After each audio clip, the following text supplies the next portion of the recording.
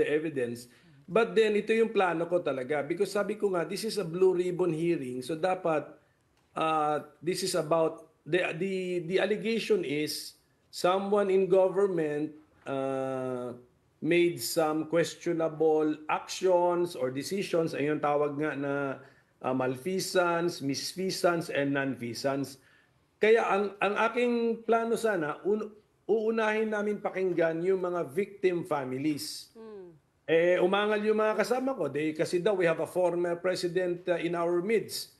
Pakinggan daw muna yung opening statement. So ang compromise na lang namin, sige okay, dahil sa former president na ang witness namin right before us, sabi ko sige okay, pakinggan yung opening statement niya, but ang compromise namin, after him, we will hear the victim families. Yun naman ang nangyari.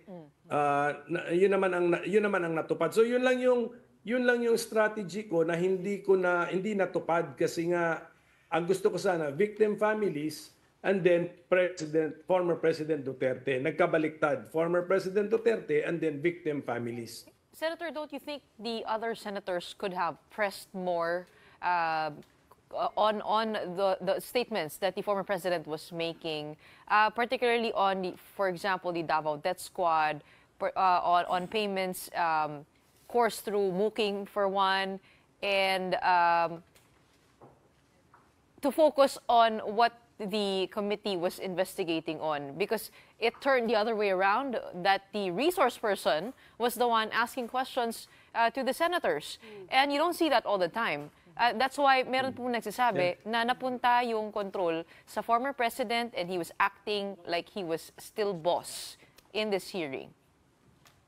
Well, okay lang yun. I mean, it will be more natural yung kanyang testimony and it's all recorded. And actually, for example, tinanong niya si Bato. Si Bato naman sumagot. So who are we? Who are we to stop Senator Bato from answering? Pero yung tinanong ni President Duterte yung si Colonel Grijaldo, hindi ko naman pinasagot na si Colonel Grijaldo. Sinabi ko tapos na po yun, sir. Nasagot na po ni Colonel Grijaldo yun.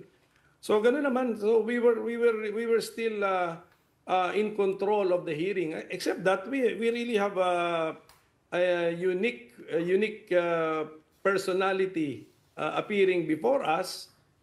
And ang attitude ko naman ganito Okay, this is a person who has served as president. So, siya rin yung nag-implement ng war on drugs. So therefore, siguro marami rin tayong pwedeng matutunan, makuha o maririnig galing sa taong ito na who held the highest post in the land. So that was my attitude. So I let him speak, no? So and then we request actually yung it's just the cursing na medyo medyo hindi natin na control, although Senator Risa pointed this out and I requested him to try to minimize or eliminate it. Talagang hindi kaya. I mean, it's really his way of speaking. So ito siguro para malaman din pala ninyo, because I'm sure marami tayong mga viewers doon na akala nila na kasi nakita nila sa House hearing yung gaano kabilis yung mag-contempt, di ba? The subcommittee has no power to cite anybody in contempt, ha? So and we would not have done it anyway. But anyway, kung may power to cite wala kami power to cite in contempt. That's in our rules.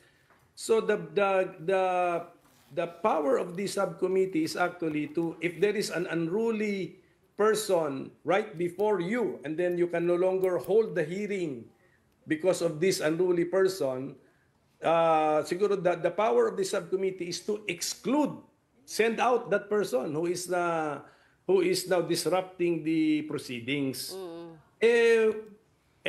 Yung mga curse words, and then if we send him away, then wala na tayong testigo, di ba? So, tama rin naman si President Duterte, sabi niya, you invited me here. Actually, he was also invited. So, pakinggan natin yung taong inimbita natin. Yeah.